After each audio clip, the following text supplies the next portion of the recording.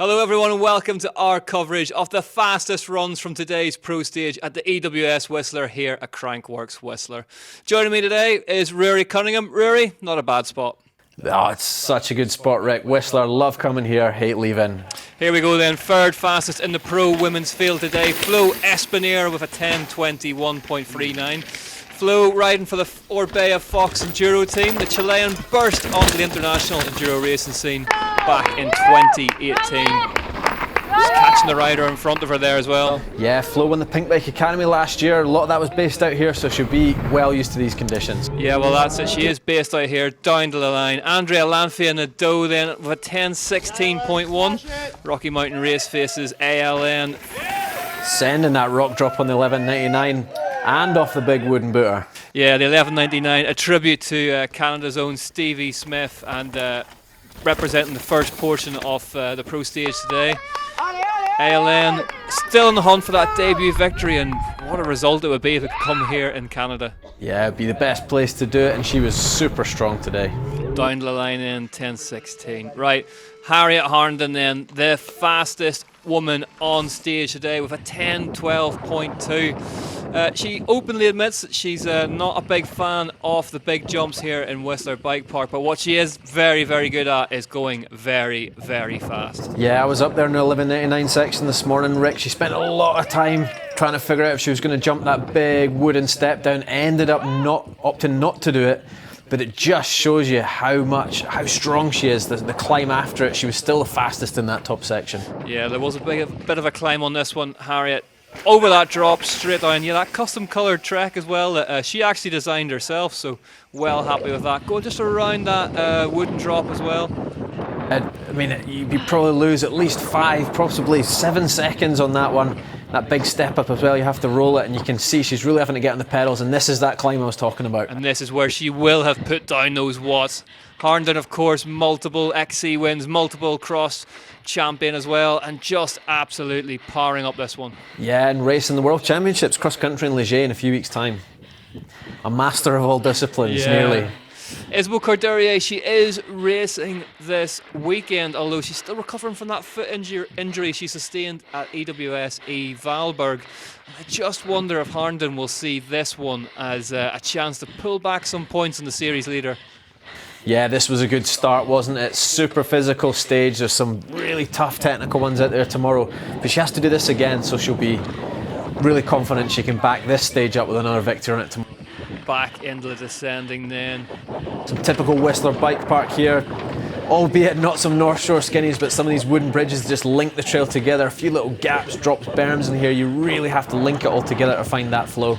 This trail actually running fantastically this stage, I should say. We had a lot of rain over a couple of days, and I mean, temperatures last week were up in the 37 sort of range, and wow, straight round there for Harnden, not hanging around, but it really is actually optimal conditions in the bike park for a big race this weekend. Yeah, just that perfect amount of moisture in the dirt. You can see the light's a bit tricky in this early afternoon, quite dappled. There's some shadows, some light spots. So you really have to know what you're kind of jumping into if you're going into one of those darker sections. Is there anything they can do about that, Rory, in terms of goggle lenses or tints, or is it just having to memorise where you are on the stage? It's a combination of both. Really, riders will sometimes go for a tinted lens, maybe a blue lens in these sort of conditions, but it makes the dark spots darker and the light spots lighter, so it's not often the best thing. Harnden straight through there. You can hear how hard she's working. Yeah, this section, part of the Garbanzo downhill race as well, and rocky, technical, just all these little kind of drops and steps just to sap that momentum, but she's linking it together here really, really well. We are in, I should point out, the mother of all bike parks here, Whistler Bike Park for Crankworx Whistler, and what is unique about these stages, there's so many trails in the bike park itself that the team here can really stitch them together. Look at the speed of Harnden through here. Yeah, high speed section. Although it seems fast, this will actually be an amazing opportunity for the riders just to rest their hands, get a few breaths, and another little sprint here, but the hands will recover. And yeah, this was a long pro stage, 10 minutes for the women. There she is, hauling in the rider in front. Straight through those berms. Into monkey hands, really rocky, rough section to finish. Again, you can see the light and dark sections here. Camera just struggling I was to going to adjust say, to how bright it is. almost dazzled by the camera here, and this is the final push to line up under this bridge. You can see the rider in front, which shows how fast she's been. Always a good sign. Melanie Pujan there, last year's champion, and there is Harnden just reining her in. Harnden over the line, fastest today with 10:12.27, and in good fettle for tomorrow. I really wasn't expecting it, I have to say. It was quite a messy run for me, so yeah, I just ended up trying to enjoy the bottom bit after a little bit of a messy start. It's definitely a confidence booster, and yeah, I love the trails we're racing tomorrow, so I'm really excited.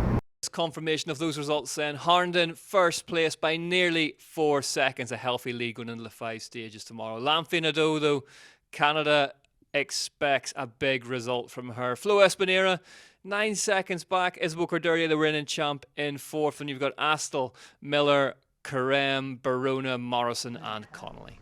The fastest pro men then, probably a familiar trio to any regular EWS fans out there. Jack Moir, the defending champ. Rory, he looks like a different rider compared to that we saw at the start of the year, who was struggling for bike time. Yeah, returning from that shoulder injury, I think just the extra few weeks on the bike will have helped him a lot, and he's looking far more comfortable out there. Interesting, he's never raced an enduro here at Crankworx Whistler. We've had a couple of years hiatus from this venue, and Jack's really come to prominence in enduro since then, but making good sense of this one. Yeah, some of the big steep chutes up there and that rocky fade into this big step down now, completely blind into the last minute. Whoa. Jack making short work of it. This step up here was a real pull, and you can see how hard he had to get to pull, it. yeah. If Jack's not putting any style on it, you know it's a pull. Now, there is a winner's banquet dinner here at Crankworx Whistler, and I've been reliably informed that Jack's mechanic Ben really, really wants to go on it. So he's riding with a bit more added pressure. Yeah, into this climb now, Jack, I'd say one of the fittest riders, putting those long legs to good use and powering up this short but really, really hard climb. Here we go. Duffman, loads of really, really big round rock slabs connected up by these little bridges, and accuracy really, really is king. Yeah, a little double here onto that wooden bridge, and you have to kind of duck around that tree. Really kind of tricky to link this together, especially in this light, but Jack, no problem to him. But look at the speed of Moir down here. Yeah, Jack can turn on a sixpence, can't he? He's so good at the tight corners for a big guy. He seems to have got that canyon now set up how he liked it as well. Oh!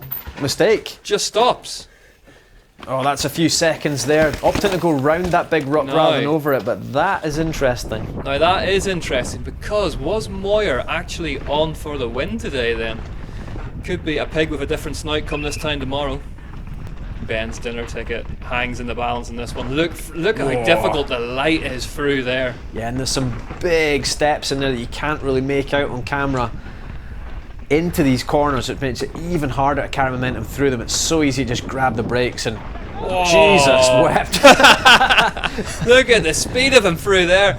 Important to remember as well, at the EWS, the racers only have one practice run as well, so that's all done from GoPro work and memory and linking these sections together in your head so your body's ready for them whenever the bike arrives into them. Yeah, that's the infamous Ho Chi Minh section that we saw back there. Tree slalom almost, what do they call it, the Star Wars section. Into monkey hands then, and it gets... You got to swing up onto this rock slab here, or not, and Jack firing down the middle of the rocks. Of course, a former downhiller by trade before he made the switch to EWS full-time. This place will suit him, and he is definitely one of the riders to watch for tomorrow. Scrubbing off the bridge, and he goes double into the whoops. And then straight down to the finish line in the iconic Whistler Bike Park Village. There we go, over the line, Moir with an 8:38. Let's go back to the top then. Richie Rude, the man with the yellow plate on as it stands, the series leader, and this really is a canvas in which he has painted some of his absolute masterpieces over the years. He's won by some big margins in Whistler. Choosing a right hand line there, you saw him cut quickly off the course, and another inside one there. Richie, I mean, some of the victories he's had there, I remember one, I think it was 2016, just absolutely smashing the top of the world stage, clawing back. I think it was almost 20 seconds on whoever was in the hot seat at the time, and you know, he would love to back this up with a win. Second week. fastest today, but we're really seeing a kind of mirror image of last year's championship and over this big drop. Oh, and we're seeing a mirror image of last year in that Ruud knows that he needs to be close to Melamed, and Melamed knows he needs to be close to Ruud. Yeah, you can just see him sitting down there taking a little breather before he drops back into the trees at that blind step down. Look at the light jumping up and over that rock slab, and then into this right-hander. You've got to carry all that momentum into the climb here. He did actually say at the top as well that he thought he might have chosen the wrong lens of a clear lens, but here we go. This is where Richie Ruud does his work. Some of the best work that he does is up these climbs where he can just tap on the power, yeah, sniffing the front tire. I was going to say, good view of the front tire there. Looks like an ASA guy. But Richie, let's be honest, not short of horsepower, and he's made short work of that climb. I think I was about a minute slower than that this morning. Yeah, I'd stop for a snack halfway up there, but Richie making little work of it. Yeah, linking it together, really nice here. Richie's such a powerful rider, and you can see how close he's getting to the edge of those bridges. I think he's put that horn sign on the horn sticker on his mudguard just so he can see it. Maybe to give him some encouragement up those climbs when he's looking over his front tire so much. Look at the speed through here. Ruud just absolutely demolishing this stage in Whistler. Into the Duffman section here, railing that left-hander, and in this next one, linking it together so good. You get the feeling as well, this is a big race. We head to... different line to Jack here, up and over the rock slab and roll in. Oh wow, completely different. Look at the speed out of it. Yeah, a little bit more complex on the way in, but we head to very fast on the way out. We head to back-to-back rounds on the US East Coast after this. Very much Richie Ruud's home rounds, and if he could sneak a result over Melamed this weekend, it would set him up absolutely beautifully to leave this second block of racing with a handsome lead in the title race. Yeah, it seems like it's a two-horse race between him and Jesse. This is obviously Jesse's home patch, and I'm sure Richie would love more than anything to get a victory here and just to turn the knife that little bit more. Now, both Jesse and Richie, interestingly, running prototype Fox suspension. Really trick race spec stuff with. Let's watch him through the Ho Chi Minh section. I think the trees are jumping out of his way, if I'm honest. Yeah, the bike can adjust its way down the course. You can also adjust it on the fly, or so the rumours go. And the speed he's travelling, I'd be impressed if he had time to do anything. Yeah, I can imagine Richie doesn't think about that stuff too much. It'll be firm or extra firm. Only. Into monkey hands. Let's see what he does here. Is he going to go down low like Jack did, or will he swing up to the right? Straight through the guts of it. My line was obviously a 2016 one. Commentator's curse. Richie Ruud just absolutely blasting his way down this stage. Yeah. And into this little section, this little rhythm section before the drop. Yeah, a little fade off that, and then Richie just hammering through the whoops. And then over the line. Richie Ruud, 8 minutes 38 on the same second as Jack Moir. Not the first time we've said that.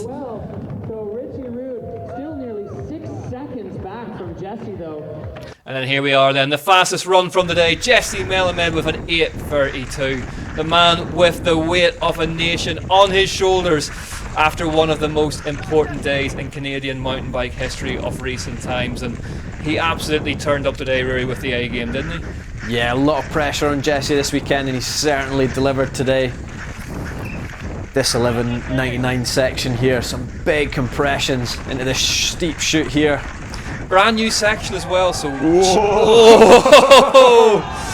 Getting a bit loose there, the crowd really appreciating that. A brand new section, freshly dug. This is the first time it's been raced in anger, and changing and evolving all the time. Let's just watch Melamed through this big ticket section. I think he was on the ground off the ground more than he was on it through that section there. Straight up. Oh, and straight back on the pedals as well. Easily over the step up. You see Jesse not upped into rest there, just sprinting into that next woods.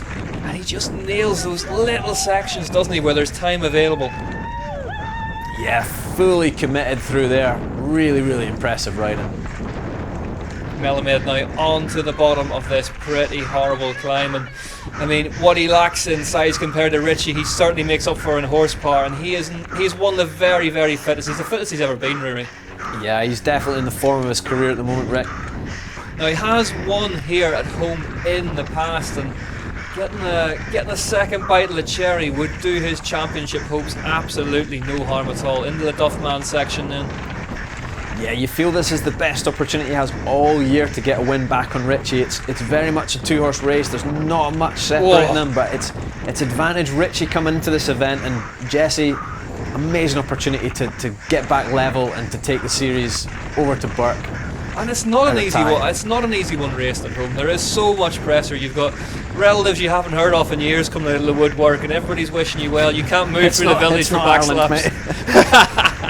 And here he comes then, Melamed, on absolutely. Look at the speed of him through here. Yeah, choosing a different line to Richie. This is what we saw Jack do. Jesse negotiating that rock much cleaner. And didn't swing up to the left there either, did he? Yeah, but you saw the exit speed wasn't compromised, was it? You can hear how hard he's working. The Rocky Mountain Race-based team, always relaxed, always having fun, and never more so than this weekend, which is impressive work from what is a race that must have a lot of pressure coming with it. Yeah, home race for the team, but they all delivered today. Remy had a really good result. Obviously, ALN second in the women's and Jesse winning the men's. It's a solid start for the team. Hammering through this section. See those big drops I was telling you about, that little skinny wooden bridge, and then now you're into more of a bike park section. The accuracy is unbelievable through there, into Ho Chi Minh. Oh my goodness. Whoa. Changing direction like a blue bottle in a greenhouse. Straight down and back in, the village is in sight, but there's still a little couple of obstacles to negotiate. Yeah, you can just see him just taking a moment before he drops into this final monkey hand section. Is anybody going to do the line you predicted? Yes! Yes, Jesse! Good lad. I knew I was onto something 5 years ago. Here he comes in. Fully committed through there. Oh. Really changeable conditions. We have seen the weather play a big part, but the Whistler Bike Park looking an absolutely fine fettle ahead of this one. Off the drop. Down over the rhythm section. Double through it as well, and you saw him getting some pedals in. Straight over the line for an 8:32.1. Jesse Melamed recording an absolutely superb win, and not only is that a victory ahead of Richie, he put nearly 6 seconds into the Yeti rider. I wasn't like super confident on, let's say, winning that stage. I knew I could put down a good run if it was a little bit eased back. Like the bike park's so hard to race because it's just seen so much abuse. Everything's like blown out, and there's this little like silty powder that makes everything slippery. So had a few like close moments, like near slide outs, and I had to put my foot out. But as far as bike park race stages go, it was as good as I could have hoped for. So stoked to have a good stage to start the weekend, and yeah, looking most forward to tomorrow. So I'm stoked. I had just watched Finn do his race run before I went up, and I was like, that's sick. And I felt a little bit like, I don't know if it was that I had to do the same, but I was like, it would be cool if I could also do that. So I was just thinking about Finn and how he put it together under pressure. There we go then. What a weekend the Canadian riders are having. Melamed, Rude, Moir, Matt Walker in 4th place with an absolutely stellar ride. Cole Lucas as well up in 5th. Remy Govan, another Canadian, enjoying himself. Jack Menzies, Eddie Masters, Greg Callahan and Christian Texter. There we have it then. Those were our leaders after an action-packed pro stage from here at the EWS Whistler from the planet's most famous bike park. Don't forget to tune in tomorrow evening for our full race highlights just as quickly as we can get them to you as we find out who is going to take the victory here at Crankworx Whistler. We'll see you then.